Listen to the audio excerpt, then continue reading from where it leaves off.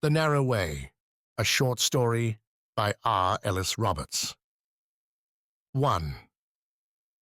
At his confirmation, he had annoyed the Bishop of London, at that time it was Frederick Temple, by insisting on taking the additional names of Alfonso Mary Alexander.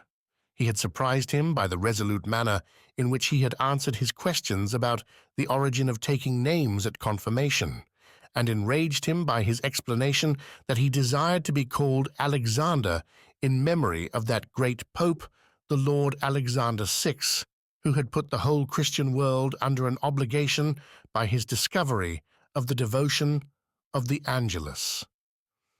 This devotion, the boy murmured to the astounded bishop, as your lordship no doubt knows, has been from eternity the privilege of the holy angels, and was not entrusted to men until the proximity of the horrible heresies of the German Reformation rendered the patronage of Mary necessary for the protection of her son.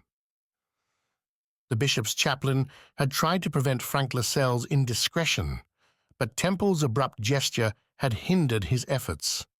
When Lascelles finished, the bishop gazed at him in silence for a minute. "Well, I hope you'll live to grow out of this foolery, but you know your rights, and you shall have 'em." Temple was, as his old foes had discovered years before, eminently just.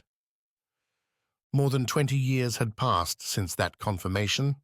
Frank Alfonso Mary Alexander Lascelles had gone to Oxford and to Ely, and had been ordained to a small country parish in that diocese. After 2 years of his curacy, an injudicious layman presented him to the living of S. Uni and S. Petrock in the north of Cornwall. He had been there now for over 19 years. When he had come, he found his church empty. Now it was full. It was full of children and boys. Occasionally a few mothers, and when he was sober, the village drunkard, and when she was penitent, the prostitute from the church town came to Mass as well. But generally, the church of S. Uni, down by the beach, was filled only by children and boys. This result Frank Lascelles had been long in attaining. The parish he served was predominantly Methodist. He had found a congregation of 3, the publican, the ostler of the hotel, and an old maiden lady who rang the bell and called herself the pew opener. Lascelles soon shocked the respectability of the publican and the Protestantism of the ostler, but the old lady remained faithful to him. She did not stir when he had the 3-decker cut down and a new altar reared at the east end. She seemed to welcome the great images, Our Lady of the Immaculate Conception, the Sacred Heart, S. Joseph, and S. Anthony, which Lascelles put up in his church. She did not care whether he said Mass in Latin or English, and incense and holy water both left her tranquil. It was otherwise with the village. Though the Methodists never entered the church, except for a wedding or a funeral, they thought they had a right to control its services and its priest. There were stormy Easter vestries. There was a Protestant church warden. One horrible day, the fishermen broke into the church and took out the images and threw them down the cliff. By next week, new ones were in their places. Lascelles was boycotted by his parishioners, except a few would-be bold spirits, and was outlawed, in the genial English way, by his bishop. But he stuck at his job, went on saying offices to an empty church, and singing Mass to his pew opener and an occasional visitor. Then, after 5 years or so, the change began. It was not along the usual lines of such changes. Generally, priests of Lascelles' religion are eager, masculine people who soon win over the more turbulent elements in the parish and put them too in search of the great adventure of Christianity. But Lascelles, though he had grown up, still remained the boy who had chosen Liguori and Alexander for his patrons. He was obsessed with the reality of the spiritual world, of good and evil. His pillow was wet with the tears he shed for the sins of his parish. He was horrified at the evil of the world, and yet constitutionally unable to defy it in any active way. He had only one strong human affection, and that was a great love for children. At first this was not reciprocated. His odd figure, his shuffling walk, His stoop and his occasional outbursts of anger produced ridicule and fear rather than love. Then one child somehow found how large the heart of him was, and then another, and then another. He had won the children, but this would have availed him little had it not been for the arrival at S. Uni of the Reverend Paul Trengroze. Mr. Trengroze came to minister to the Primitives about 3 years after Lascelles' appointment to the parish. He was young, keen, and sincere. He had not been long in the village when the leading members of his congregation told him of the sins of the parish priest and horrors of the parish church. Trengroze prayed for light. He disliked interfering with the affairs of an alien church, but if half he was told was true, Lascelles must be fought. So he paid a visit to the church, which was always open, and was duly distressed at the idols he saw there. As he was gazing at the smirking fatuity of S. Anthony, he heard a footstep. It was Lascelles, who was coming from the sacristy to the altar. Fortunately, before he began Mass, Lascelles looked down the church and saw a congregation. So he said Mass in English. Now Trengroze was no ordinary minister. He was a man of personal holiness and of real devotion, and that in his spirit, which was sincere and mystical, recognized in the popish-seeming priest, muttering his Mass, a kindred soul. Lascelles' absorption in his work, his grave yet joyful solemnity, his keen sense of the other world made an immense effect on Trengroze. The Mass proceeded, and when Trengroze heard, "Therefore with angels and archangels and all the company of heaven," he felt that he had had the answer to his prayer. This man was a Christian, however erroneous he might be in details. So the next Sunday, the Primitives, who were hoping for a strong sermon against the Scarlet Woman, were disagreeably surprised. Mr. Lascelles may be wrong. I think he is wrong, sadly wrong, in many things. But he do love the Lord, and he do worship him.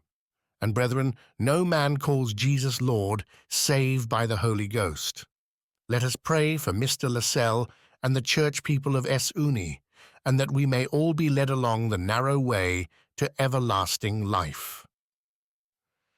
Had Trengroze been a man of less character, he might have failed in his defense of Lascelles, but he was an acceptable preacher, and a man whose plain love of his religion it was impossible to doubt.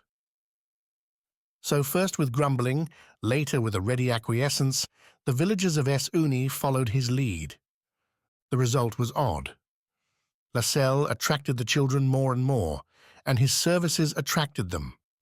This worried Trengroze not a little, but when one of his congregation said scornfully, "Those bit games to the church be only fit for babes," he looked gravely at him and replied, "Ah, Eli, but the book says, 'Unless ye become as little children.'" This silenced Eli, but it did not silence Trengroze's own heart. How was it Lascelles could do anything with children, a good deal with boys up to 15 or so, and nothing with men and women, and little with girls? Lascelles' own explanation was simple. His bishop would not confirm his children until they were 13. Lascelles presented them year after year when they were 6 or 7. He preached an amazing sermon on the 3 great aids to the devil in the parish of S. Uni, and the 3 heads of his sermon were lust, hypocrisy, and the Lord Bishop. The more respectable of the neighboring clergy were furious, but the bishop, who was a simple, humble-minded man, quite unlike to the ex-headmaster who had inducted Lascelles, refused to take any notice of the attack, but also refused to relax his rule about the age of confirmation candidates. The archdeacon told Lascelles that his parish was the plague spot of the diocese, and Lascelles retorted that in a mass of corruption, any sign of health looks ominous and unusual. But although he kept up a brave front to the disapprovers, his failure with his people galled him. He would not have minded if they had still been actively hostile, but that had long ceased. They were now fond of their priest. They liked and shared in his notoriety. They supported him against the officials.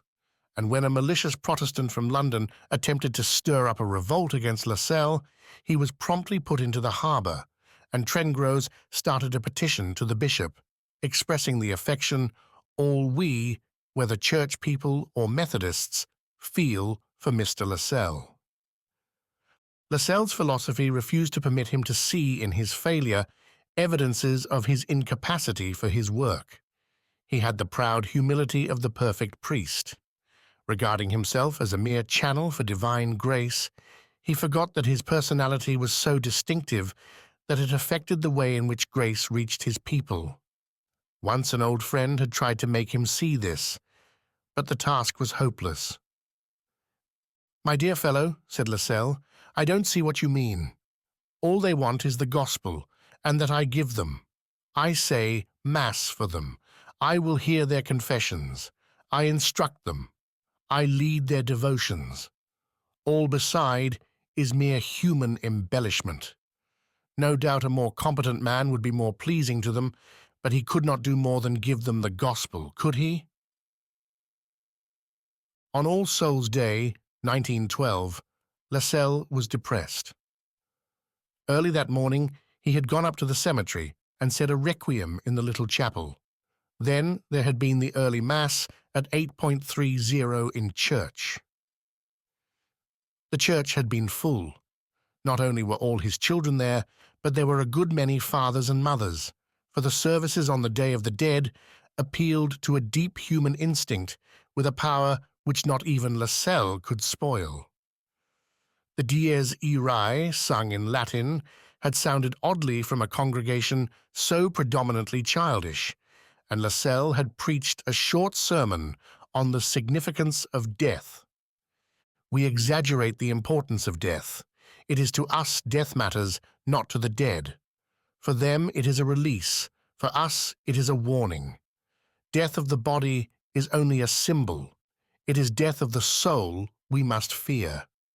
Believe me, it would be worthwhile for every one of you in this church to die, if by dying you could bring a soul to Jesus.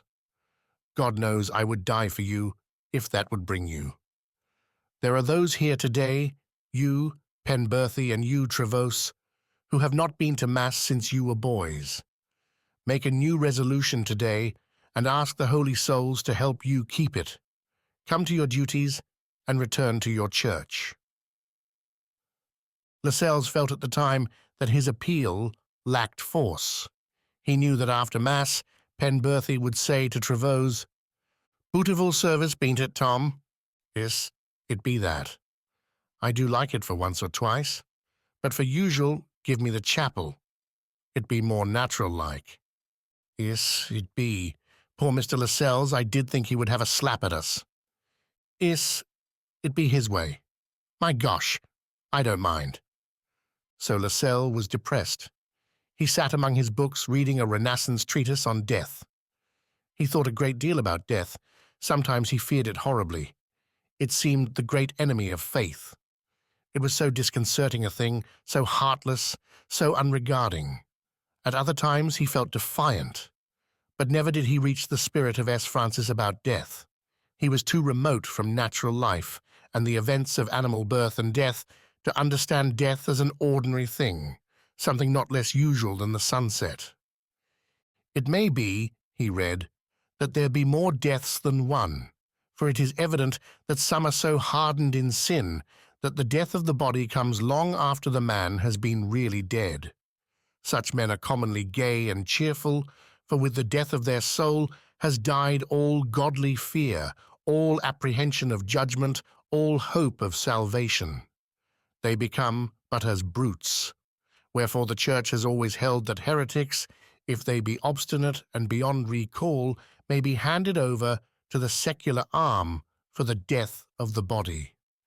It should not trouble us that they display ordinary human virtues, for these be common in the unregenerate, and are but devices of the devil, who would persuade men that religion matters naught. They are his children, and may be lawfully treated as such by any godly prince. The Church herself kills not, though the Lord Pope, being a temporal king, has the power of the sword, and may exercise the same." Lascelles put the book down and stared at the fire. The words roused a train of thought that almost frightened him. But he was not the man to dismiss any idea because it was terrifying. He believed in giving the devil his due and always insisted that all temptations should be met boldly, not evaded. He left his chair and knelt at his prie-dieu, looking at the wounds of the great crucifix which hung above it. Half an hour later, he rose with a look of resolution on his face. 2. The first case of the plague, as the villagers insisted on calling it, happened just before Epiphany. It attacked Penberthy, who had never been ill before, and in 4 days he was dead. His disease puzzled the doctor from the market town, but he put it down as a curious case of infantile paralysis. His colleague from Truro, whom he consulted after the third case had occurred, insisted that the symptoms did not disclose anything more definite than shock following on status lymphaticus. The most serious thing was, however, not their incapacity to name, but their inability to cure the mysterious disease, which was spreading in S. uni. Except for a general weariness, a disinclination to move, and a curious wobbling in the innards, there were no definite symptoms at all to go on. After the second case, they had an inquest, but it yielded no results at all, and Dr. Marlowe began to talk of getting an expert from London. It was not until February, however, that anyone came. Then, by a fortunate chance, Sir Joshua Tomlinson came down to S. Ives for a holiday. The plague at S. uni had got into the London paper. There had been 10 deaths, and 2 women, the first to be attacked, were lying seriously ill. Dr. Marlowe called on Sir Joshua, and the great physician said he would come over and see the patients. Marlowe was glad that chance had sent him a great general physician rather than a surgeon or a specialist, although he was willing to defy any specialist to find his pet disease in the mysterious sickness that had killed the 10 fishermen. He was relieved that no specialist was to be given the opportunity. "You see, Lascelles," he said to the priest, "it's not as if we were in the 15th century. We may be in theology, but I'm hanged if we are in medicine. These men are dying like savages. But the savage makes up his mind he has got to die, and dies through sheer hysteria. These fellows want to live. They lust for life. You are right, Marlowe. Their desire for life is a lust. It is scarcely decent in a Christian to cling so to this existence. But there, it's not my business to judge. You know, Marlowe, I have sometimes thought this last month that this mysterious disease is a judgment on S. uni. It is God's hand held out over our village. Let us pray for those who are dead and those who are dying, and most of all, dear God, for those who are not yet to die." Marlowe, though friendly with Lascelles, was more than a little afraid of him. The vicar had worked like 2 men during this distress. He had nursed the sick, he had consoled the mourners, he had said masses, and had a service of general humiliation. Somehow he had identified himself with his parish to a degree he had never reached before, and S. uni was grateful to him. But the little doctor was rather afraid. Lascelles was strained and odd in manner. He spent too long a time in prayer, and not long enough at meals or in bed. "No, Lascelles, I don't agree with you there. Oh, I'm a good Catholic, I hope, and I know God could intervene. But I don't see why he should." "No, you don't see why. No one does, Marlowe, until he speaks, and then they are forced to." On the Saturday Sir Joshua came over, he saw Mrs. Pentreath and Mrs. Witchellow, and he shook his head over both of them. He asked them questions about their diet and about their way of living, while Marlowe stood by, silent and impatient. Then he said a few kindly, cheerful words and left them in the big room, which the vicar had fitted up as a hospital ward, for Marlowe thought the cases were better isolated. Well, sir, what do you think? What sort of a man is your vicar? He seems liked. Yes, he is. He's an odd chap, a bit mad, I think. A very keen Catholic and very depressed at his failure to keep the people. Ah, they don't go to church. Well, they do now. They have done since this damned illness. He's been awfully good to them, and the children have always gone. It's a funny thing, Dr. Marlowe, that no child has been ill. Isn't it? That's what I say to young Jones of Truro. He will insist on his shock theory, following on status lymphaticus. I keep on pointing out to him that most of the patients are men who have had shocks every week of their lives since they were 12. They'd have all been dead long since. Yes, I'm sure Jones is wrong. But I don't know what this disease is, Dr. Marlowe. I suspect, but I don't know. Here is the vicar coming, Sir Joshua. Shall I introduce you? Please do. Lascelles was walking rapidly towards them. He looked ill but eager. His eyes were full of a fanatic pleasure, a kind of holy rapture that appeared to make him even taller than he actually was. He acknowledged the introduction with a bow and would have passed on, but Sir Joshua stopped him with a question. You have come from your sick people, Mr. Lascelles? Yes. They are no longer sick. I was just in time to hear their confessions and give them the viaticum. Good God! Sir Joshua was evidently shocked. It's not 10 minutes since we left them. No? The end has always been very sudden, hasn't it, Marlowe? Yes. But this is quicker than usual. Do you think, Sir Joshua, and he lowered his voice, a post-mortem? No, it would be useless. At least it would be no help to me. By the way, Marlowe, how have you entered the cause of death? Well, sir, I've frankly put heart failure, cause unknown. There seemed to be nothing between that and act of God. Ah, Marlowe, that's what you should have put, intervened Lascelles. It is the hand of God, the hand of God. Then, with a bow to Sir Joshua, he hurried away. So your vicar thinks it is the hand of God. He may be right. God works through human agents. He is an interesting man, Dr. Marlowe. Yes, he is, but this trouble has worried him frightfully. I'm rather nervous for him. Have you got any theory, sir? You talked of suspicion. Well, Dr. Marlowe, I'll tell you what I think. Your patients have been murdered. Marlowe looked at the great physician as if he was afraid for his sanity. No, Dr. Marlowe, I'm not mad, though I have no proof of my assertion. All I ask is this, that I may be allowed to see the next patient within at least half an hour of the beginning of the illness. By the way, can they give me a bed here, do you think? Where do you put up? Oh, I'm staying at the vicar's. I expect he'd be charmed to have you. No, I don't think I will stay with Father Lascelles. I would rather not. I'll find a room somewhere. I think there will be another case tomorrow night. 3. That Sunday morning, Lascelles preached on the hand of judgment. The church was packed. Trengros had his service at 9 and brought all his congregation to the Mass at 11. Lascelles seemed wonderfully better. His eye was clearer, his step gayer, and his whole figure more buoyant. His tone as he gave out his text was exultant. They pierced his hands. The symbolism of the divine body is strangely arresting. The Jews thought of God as an eye watching, caring for them from heaven. We Christians watch God, here in the tabernacle or in the arms of Mary. His care for us we typify by his hand, the hand we pierced. This last month God has been with us very wonderfully.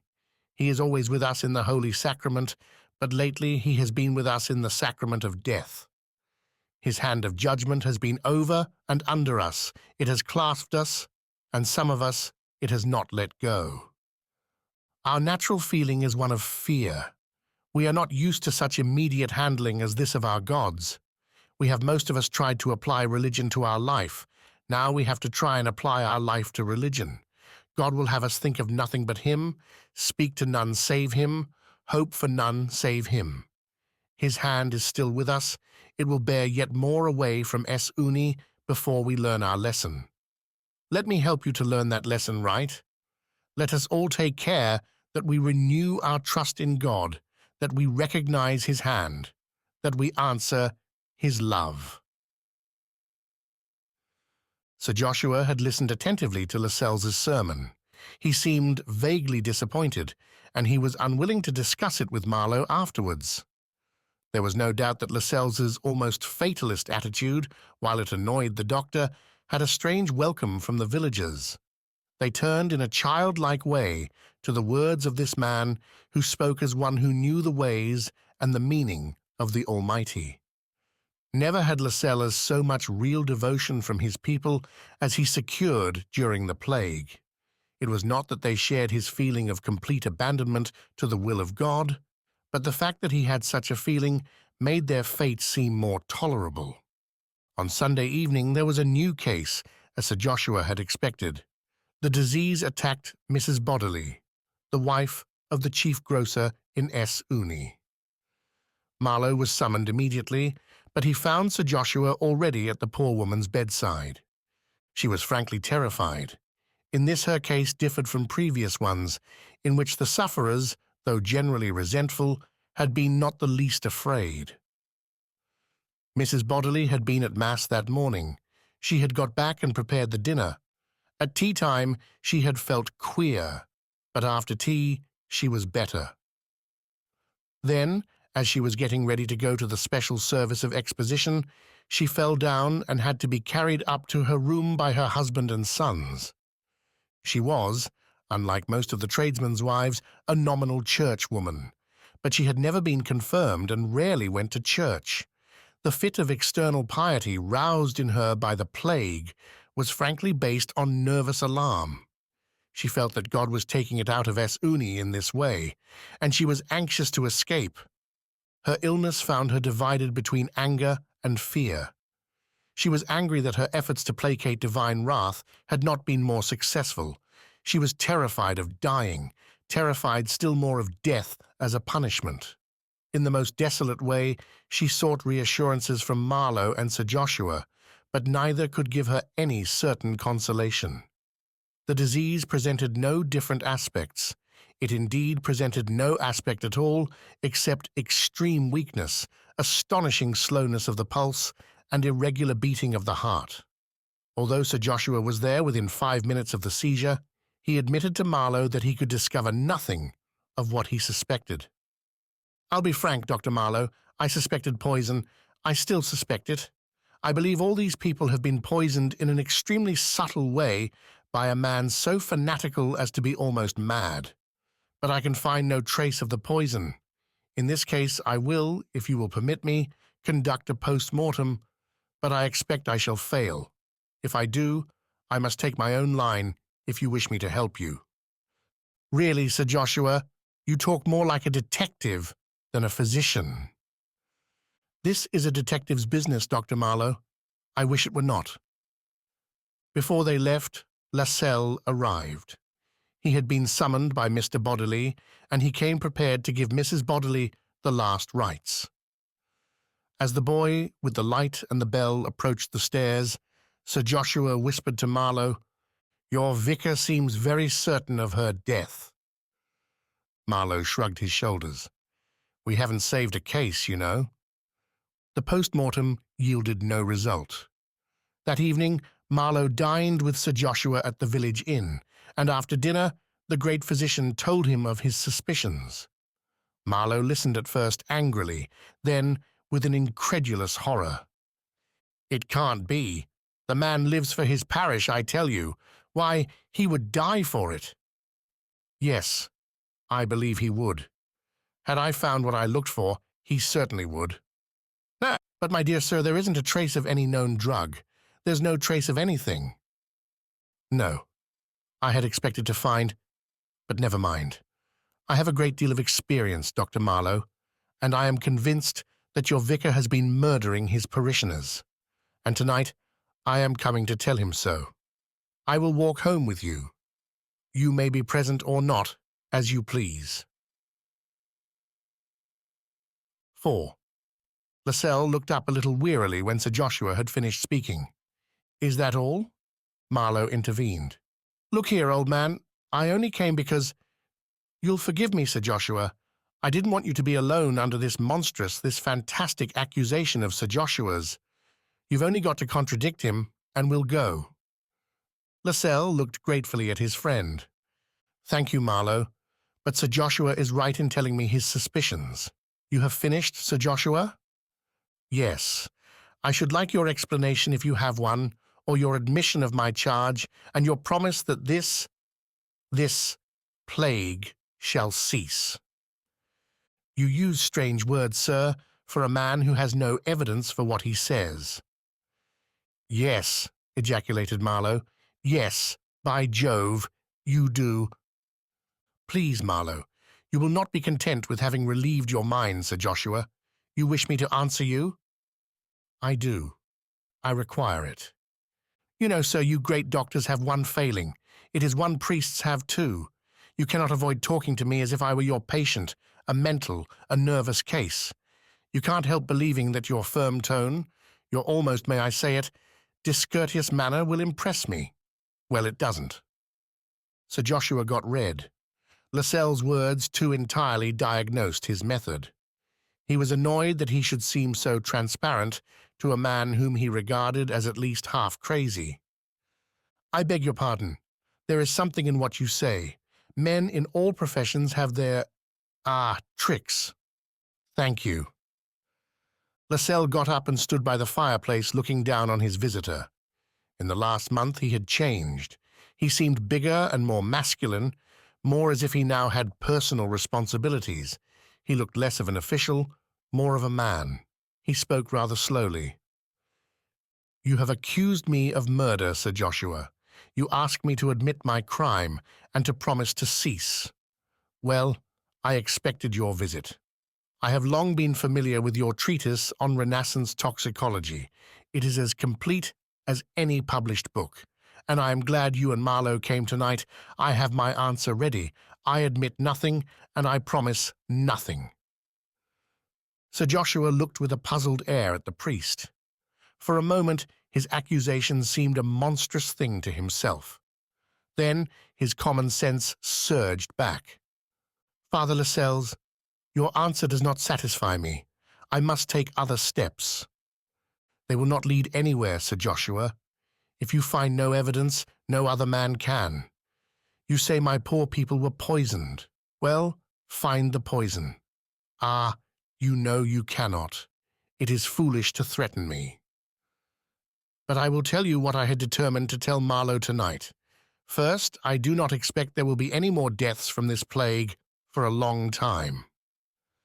Secondly, I have a confession to make. Last All Hallows I was depressed. The work here has not gone as it should. I had the children, but not their parents. I thought much of death and the departed at that season of all the dead, and at last I prayed to God that if nothing else would move these people, he would send death. Send death mysterious and as a judgment. Death has come, and my people have learnt their lesson. All of those who died were reconciled to Holy Church before death. Of those who remain, nearly all have adhered to the Church. This afternoon, Mr. Trengrows came and asked to be prepared for confirmation." "Trengrows, the minister?" cried Marlowe. "And this evening I had noticed that all who are competent intend to make their communion next Sunday. This parish has been won for God, Sir Joshua, and at the cost of 13 deaths. Isn't it worth it?" "Father Lascelles, I cannot regard you as sane. You are not only practically admitting your crime, you are disclosing your motives." "I beg your pardon, I admit nothing. I acknowledge I prayed to God to visit this people, if necessary, by his secret death. That is not a crime. Next Sunday, I shall tell my people." "And have you prayed that the deaths shall cease?" asked Sir Joshua ironically. "I was doing so when you entered," replied Lascelles quietly. "Good God, man, your hypocrisy sickens me. You prate of God's intervention, and all the time you've been sending man after man to death by some foul poison of your own. Sir Joshua, do you believe God commonly works without human intervention? Bah, that is sophistry. You condemn the machinery of justice, the compromise of war, our human evasion of rope and guillotine? Surely, Marlowe, exclaimed Sir Joshua, you can't sit and listen quietly to this damnable nonsense. Marlowe had been sitting dazed, looking at Lascelles as if he were fascinated. He replied in a remote voice, I don't know. I'm wondering. He gave a nervous laugh. Wondering if Lascelles is a saint or a devil. Lascelles went on imperturbably. You don't answer me, you can't. Why should you think I, an anointed priest, am less fit to be the doorkeeper of death than Lord Justice Omine? At least I use no case law. I am the slave of no precedent. I know my people. I know them individually. I love them as persons. And as persons, I judge them. The tall figure of the man seemed to glow. His face was lit with an unnatural beauty as he stood looking down on the other two and dared them to answer him. Sir Joshua rose. He had lost his somewhat pompous judicial air. He was deeply, humanly moved, and he spoke with an anxiety far more impressive than his previous authoritative tone. Father Lascelles, I have nothing more to say. I believe you have done a very horrible, a very wicked thing. I have heard how you would defend yourself if you were legally brought to book for such an offence. Your defence has, as you are aware, no legal force. I think it has no moral force. You are deceiving yourself strangely. One day you will have a great loneliness of heart. You will realize how terrible a responsibility you have taken. Without the sanction of society, without the approval of your church, you have decided alone the fate of your fellow creatures. I am sorry for you. Good night. The light left Lascelles' face. He looked suddenly ill and careworn. Then, with a high, frantic gesture, he flung his hand towards the crucifix. He too was made sin.